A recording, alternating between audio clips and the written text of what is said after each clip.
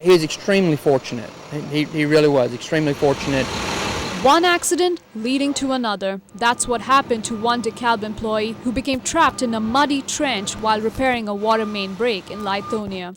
The man, whose identity has not been released, was buried up to his waist. There was not protection at the place exactly where the collapse happened, of course, and collapsed down around him and trapped him in the hole. The DeKalb Trench Rescue Unit found him 7 feet down and had to dig him out by hand, taking care to not cause another collapse. Soon he was out of the hole in a record time of 45 minutes. It could have been a lot worse quickly. When a collapse happens, it happens without warning. Even though the victim said he was fine, he was immediately taken to the hospital where he is now recovering. An investigation as to why the ditch gave way will be conducted. Umika 11Alive News. It's a tale straight out of Treasure Island.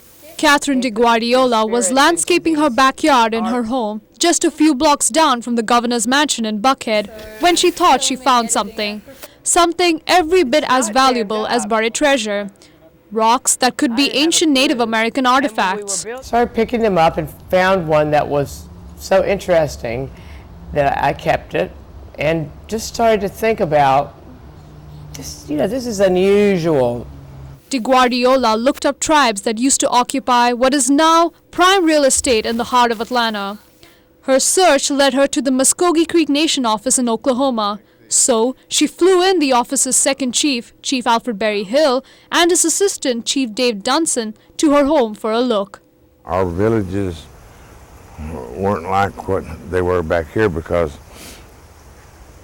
our leaders and spiritual leaders were mostly killed off, so we can only come back to the southeastern part of the United States and unearth, let's say, a former village or a former mound.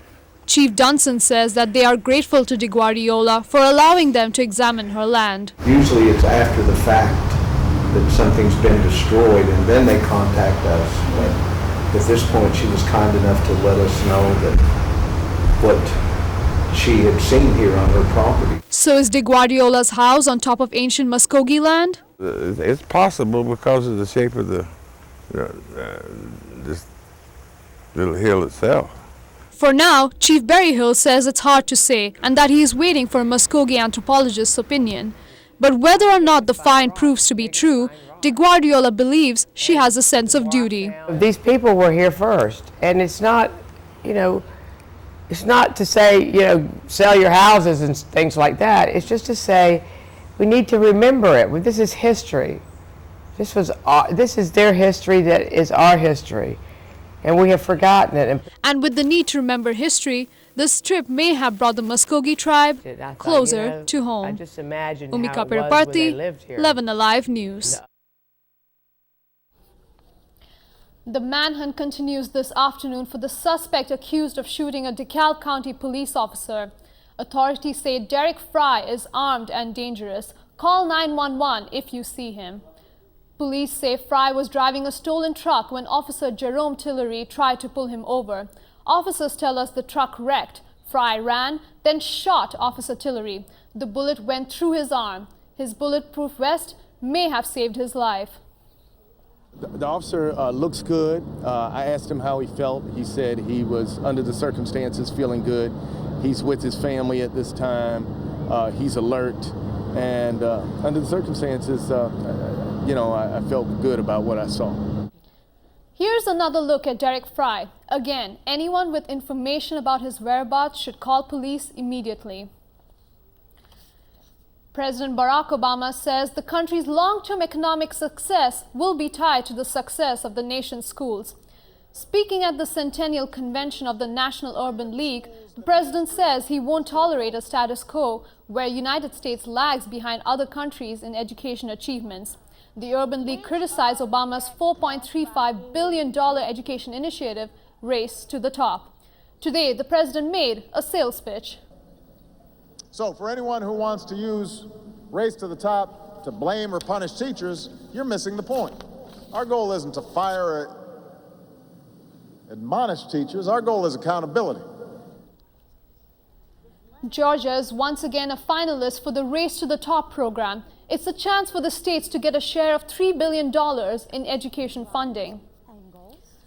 President Obama also talked about Shirley Sherrod of Albany, Georgia, the former USDA field manager forced to resign earlier this month after parts of a speech she made were posted on a blogger's website, and she was ousted in a racial firestorm.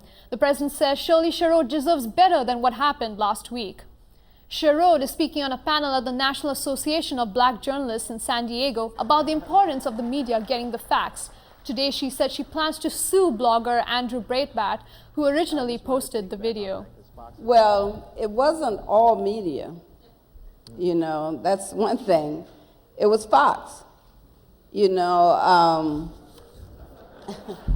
Sherrod also said she continues to get hate calls and is waiting for a chance to meet with the president. A former Atlanta police chief has been tapped for a job by President Barack Obama. The president nominated Beverly Howard to serve as a U.S. Marshal. Howard is currently employed by the TSA as the Director of Transportation Security Coordination. New developments. Many of you have emailed about a story we reported yesterday. The family of a Georgia soldier killed in Iraq in danger of losing their home. Henry of Lawrenceville wrote this morning, "Please find out what we, the public, can do to help Mrs. Roberts keep her home." A club account has been opened at Delta Community Credit Union to help specialist Jamal Addison's family. Yesterday, we told his mother, Patricia Roberts, is being evicted from her home because she is behind on the mortgage. You can donate at any of the credit union branches. Just ask for the Jamal Addison Fund. And new information about that fatal police shooting that claimed the life of an Atlanta CEO. The New Jersey's Attorney General has decided not to investigate. The state chapter of the American Civil Liberties Union made the request last week. An unarmed DeFara Dean Gaiman died earlier this month after being shot by an Essex County Sheriff's officer inside a New Jersey park. Officials say he tried to attack the undercover officer after being caught performing a sexual act on himself. The family is calling for a federal investigation. The latest in a rash of ATM thefts, this time not a convenience store, not a drugstore, but one of the biggest retailers in Atlanta. The IKEA store at Atlantic Station is open for business this afternoon, even as police investigate a smash and grab ATM theft. Security guards were in the building when 5 men broke in around 4:15 this morning. There was a group of people who came and broke into our building with a crowbar, and they took our ATM machine, took it out the front door. They were in and out of the building within 3 minutes. This is Umika saying have a great day.